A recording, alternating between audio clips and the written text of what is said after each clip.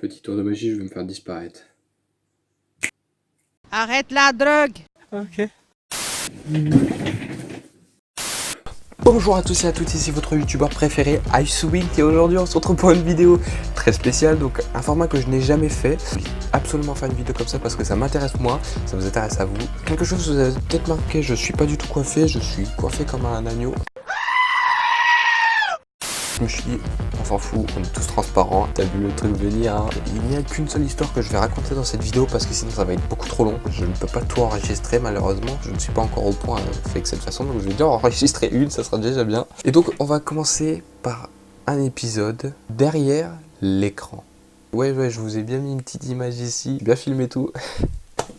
Non, je rigole, je me suis mis en petit puis je vous ai mis un peu l'écran pour que ça vous intéresse et tout ça. Derrière l'écran. On commence donc c'est par message. Eugénie se réveille ligotée dans une pièce sombre. Où est-elle? Où est son portable? Et surtout, qui est cet homme portant un masque caché derrière tous ces écrans?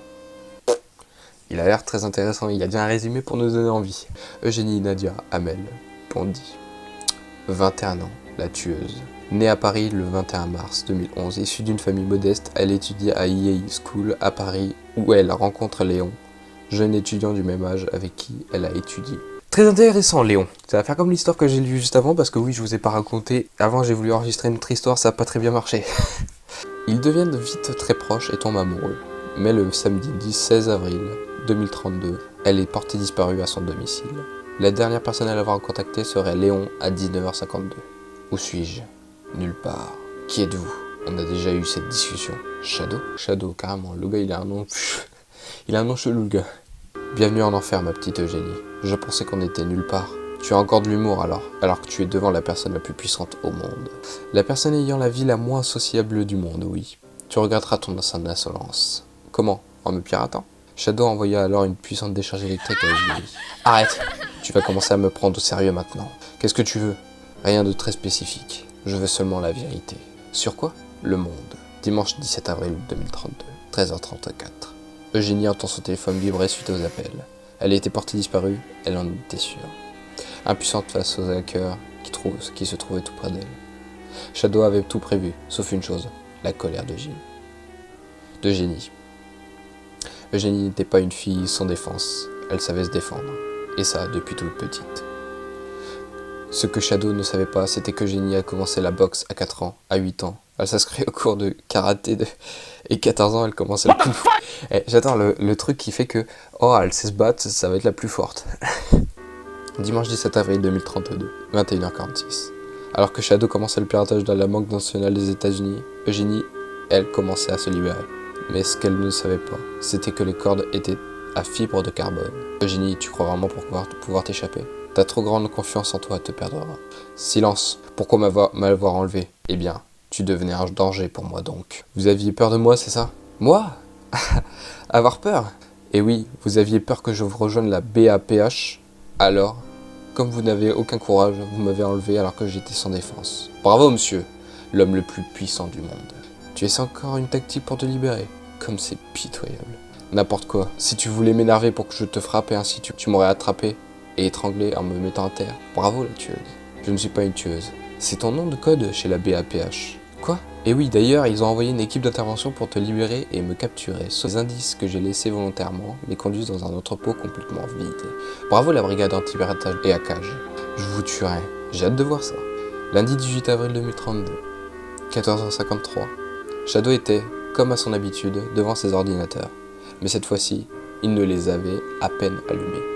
Il était avec un portable, le portable d'Eugénie.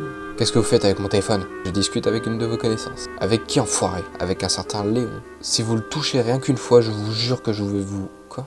Tu vas me faire quoi? Tuer. Assez! C'est bien que tu saches te battre, mais tu n'es pas la seule. En effet, Shadow avait déjà tué à main nue. Contrairement à Eugénie, il a grandi dans une famille pauvre. Il fut contraint à prendre à sa défense, mais il se trouva en prison après avoir tué les agresseurs de sa mère. Mais ce que les policiers ne savaient pas, c'était que c'était un petit génie de l'informatique. Comment? Personne ne l'a su. Il a réussi à s'évader et c'est à ce moment-là qu'il comprit à sa place dans ce monde. Il comprit le but de sa vie. Mercredi 20 avril 2032, 22h25. Shadow était bel et bien sur ses ordinateurs et Eugénie était bel et bien ligotée. Cette fois, Eugénie allait s'échapper, elle en était sûre, elle avait un plan. Elle s'était libérée, mais Shadow était là, ce qui compliquait la tâche. J'ai faim, silence, j'ai faim, silence, j'ai faim, l'affaire. Je vais te balancer une décharge, ça va te calmer. La décharge, c'était la clé du plan d'Eugénie. Mercredi 20 avril 2032, 22h29. Shadow se leva pour aller chercher la commande de l'électrocution. Quand soudain, Eugénie se leva, coura vers Shadow et le plaqua. D'accord, carrément c'est une cour d'école le machin.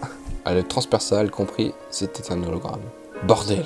Et oui, où es-tu? Quelque part, mais pas ici. Je te retrouverai. J'ai hâte de voir ça. Eugénie attrapa son téléphone et envoya un message à Léon. Mais ce qu'elle n'avait pas vu, c'était la longueur d'avance qu'avait Shadow. Waouh. Ah oui, c'est... D'accord. Je suis encore sous le choc parce que je viens de comprendre. Est-ce qu'il y a une suite à suivre? Bah écoutez les amis, je vous propose une chose. S'il y a un ratio de pouces bleus juste en dessous de cette vidéo, je vous fais le prochain épisode. Et là c'est que l'épisode 1. Et franchement, l'épisode a été très court mais très intense. Alors déjà il y a beaucoup de questions. Pourquoi Shadow l'a attrapé déjà? Pourquoi il a tué des femmes? Pourquoi il a une longueur d'avance? C'est de la Casa de Papel le machin. Merci d'avoir suivi cette vidéo les amis, ça fait extrêmement plaisir. N'hésitez pas à partager la vidéo, à vous abonner sur le petit bouton rouge, à mettre la petite cloche et de mettre un petit pouce bleu, ça fait extrêmement plaisir. N'hésitez pas à écrire un petit commentaire en dessous de la vidéo, ça fait extrêmement plaisir pour moi. Petit pouce bleu qui fait plaisir aux créateurs. N'hésitez pas à me suivre sur Instagram, c'est tout. Il y a juste Instagram, moi je suis jamais sur Twitter, je suis juste sur Instagram. Merci d'avoir dépassé les 100 abonnés. Il y a un défi que je dois faire, je le ferai très bientôt, c'est toujours en préparation, ne vous inquiétez pas. Seuls les vieux abonnés connaissent pourquoi, c'est eux qui m'ont donné le défi. Préparez ce défi très bientôt avec un ami. Je vous dis ciao ciao, merci à la chaîne, surtout partagez ma chaîne, ça fait extrêmement plaisir. On se retrouve à l'épisode 2, allez, ciao ciao.